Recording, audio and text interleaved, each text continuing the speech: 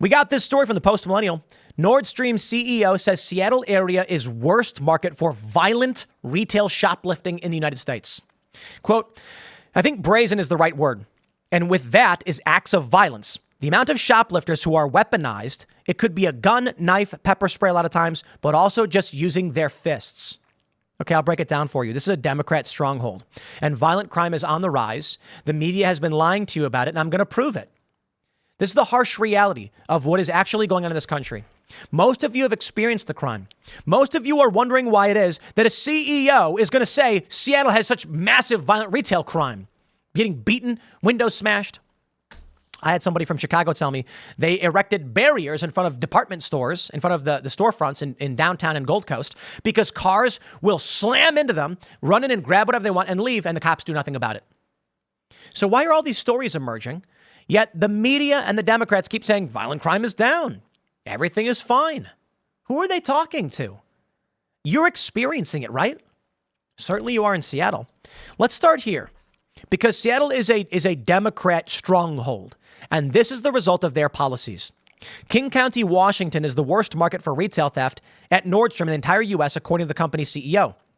Eric Nordstrom told the first King County Public Safety Summit on organized retail crime last week that the retailer's King County stores make up only 3% of the department store's global footprint, but managed to account for 10% of its company-wide losses due to theft. There are more than 360 Nordstrom and Discount Rack stores. According to the Puget Sound Business Journal, Nordstrom told law enforcement officers, politicians, and prosecutors at the summit held on Microsoft campus in Redmond to bring together the groups to better combat organized retail theft. We're born and raised here and huge homers when it comes to anything local. Unfortunately, King County is our worst area for this. It's a big financial headwind. According to the National Retail Trade Group, the Retail Industry Leaders Association, retailers across the U.S. have reported a spike in theft since 2020. With organized retail theft groups stealing tens of thousands of dollars of goods from multiple stores at one time. In 2021, such theft totaled approximately $3 billion of merchandise losses in Washington state. Multiple retailers, including Goodwill, Target, Nike, Lululemon, and Starbucks, have cited losses from theft when closing stores in Seattle, Nordstrom added. I think brazen is the right word. And with that is acts of violence, the amount of shoplifters who are weaponized. It could be a gun, knife, pepper spray a lot of times, but also just using their fists. He continued, having trained security guards, there's more that they can do, but we don't want bullets flying around. If the bad guys are willing to push it past a level that the retailer or security guard is willing to go, that's tough. It's hard to know what to do with that. You want to know what they used to do back in the day? And it's terrifying, but it's true. When the bad guy came in to steal something, they put a bullet in him. We are in dense urban environments where we can't sustain that. That's not going to fly. You can't have security guards shooting in a city, so the density creates a problem. Criminals know that so long as crime is up, crime can go up further. It is a dangerous snowball rolling down a hill. And it is the problem of Democrat policies and media manipulation and lies. We have this story from MSN.com. GOP rep demands answers from FBI over misguided crime stats. They lie to you. They say crime is down. Everything's fine. Go back to bed, America. Watch American Gladiators. Here's 57 channels of it. Meanwhile, as long as criminals are running rampant, the police are overwhelmed. And so long as the police are overwhelmed, more criminals will run rampant. What's the answer? Heavy law enforcement presence, I suppose. From MSN, they say, Republican Rep Lance Gooden is demanding the FBI answer questions about the alleged gaps in their recently released 2023 crime reports that paints a misleading picture of crime, according to a letter provided by to the Daily Caller News Foundation.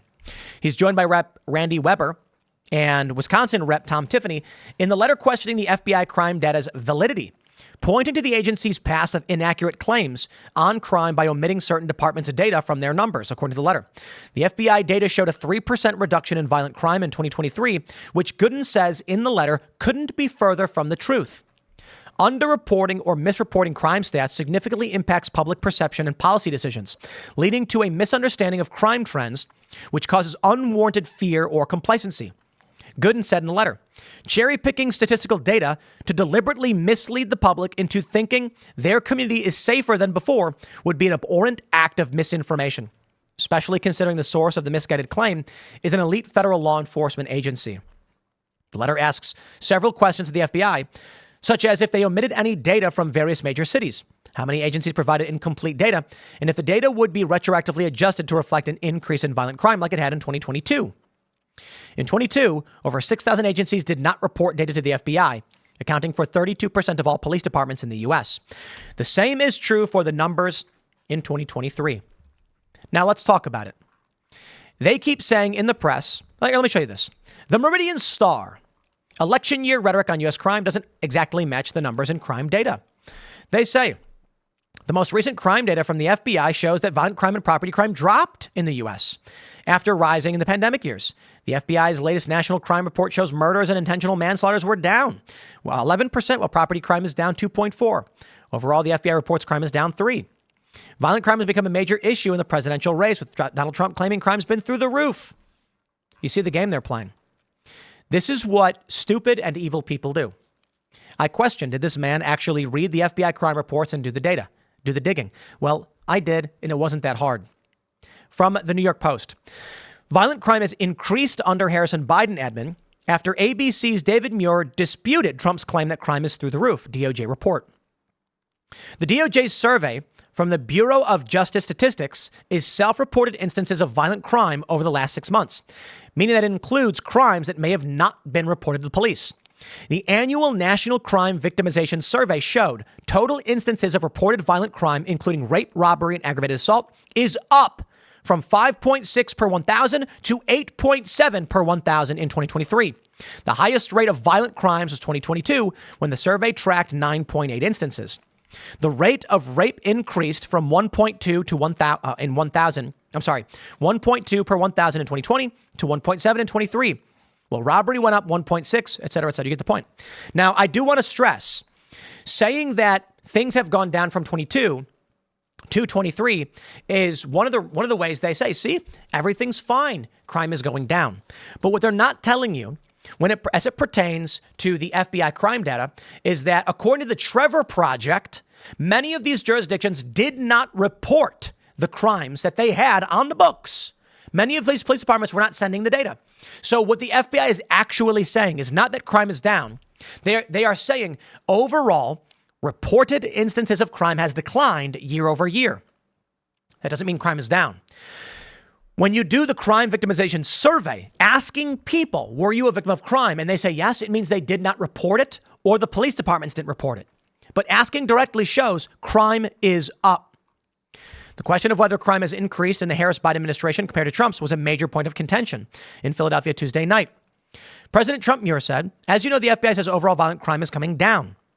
The 2024 quarterly FBI report that Muir was likely referencing does not account for crimes that go unreported to police, but does show that violent crime decreased 15.2% when comparing the first 3 months of 23 to the same period this year.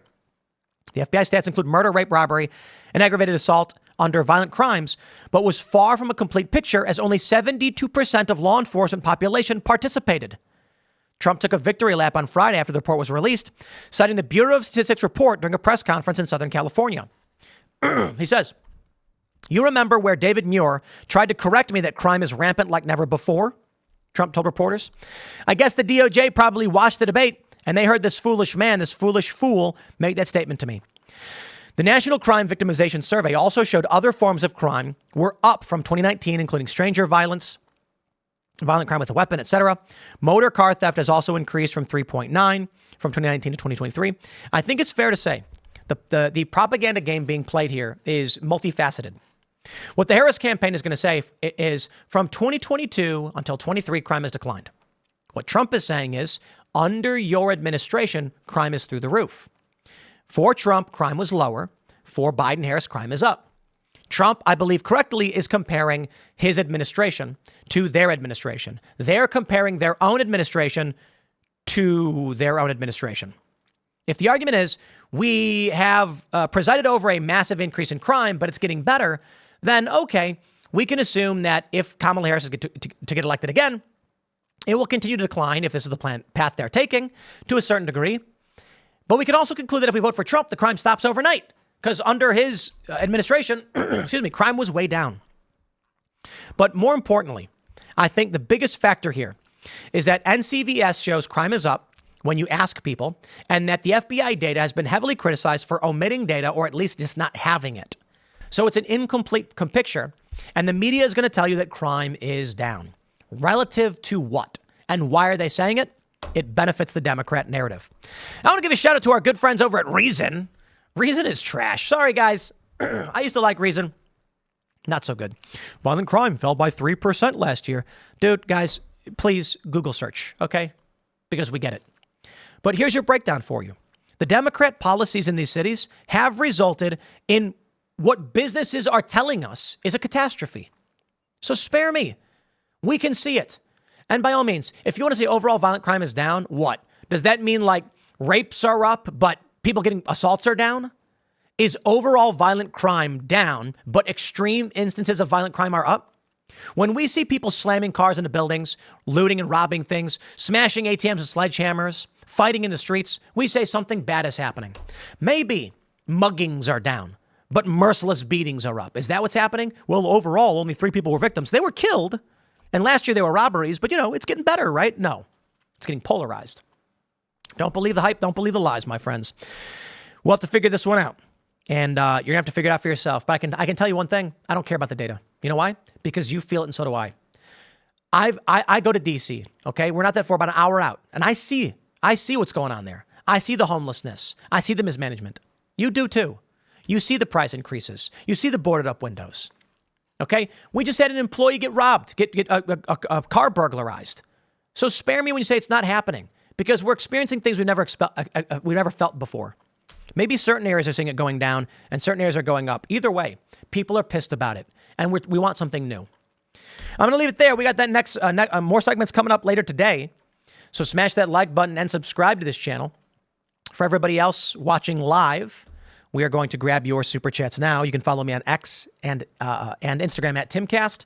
Become a member at timcast.com, and we'll see y'all in the next segment.